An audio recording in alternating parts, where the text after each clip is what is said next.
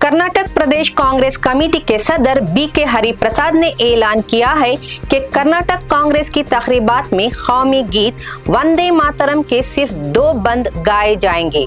नई दिल्ली में 18 अगस्त को सहाफियों से बात करते हुए हरिप्रसाद ने कहा कि इन्होंने केपीसीसी सदर की हैसियत से यह हिदायत जारी की है।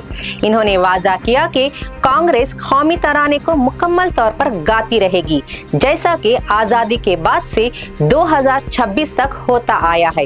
हरिप्रसाद ने कहा कि अगर मोदी हुकूमत उनके रहनुमाओं को जेल भेजने या फांसी देने की धमकी दे, तब भी कर्नाटक कांग्रेस अपने फैसले पर कायम रहेगी। बीजेपी ने इस फैसले की सख्त मुखालिफत की है।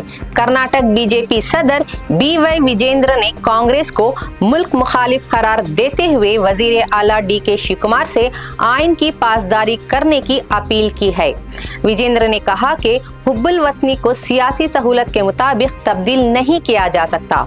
इन्होंने सोशल मीडिया प्लेटफॉर्म X पर दावा किया कि पार्लियामेंट ने हाल ही में एक बिल मंजूर किया है, जिसके तहत वंदे मातरम को कौमी तराने के बराबर कानूनी एहतराम दिया गया है। इस मामले से कर्नाटक में हुक्मरान कांग्रेस और बीजेपी के दरमियान वंदे मातरम की हैसियत और उसे गाए जाने के मामले पर एक नया सियासी तनाज़ा खड़ा कर दिया है।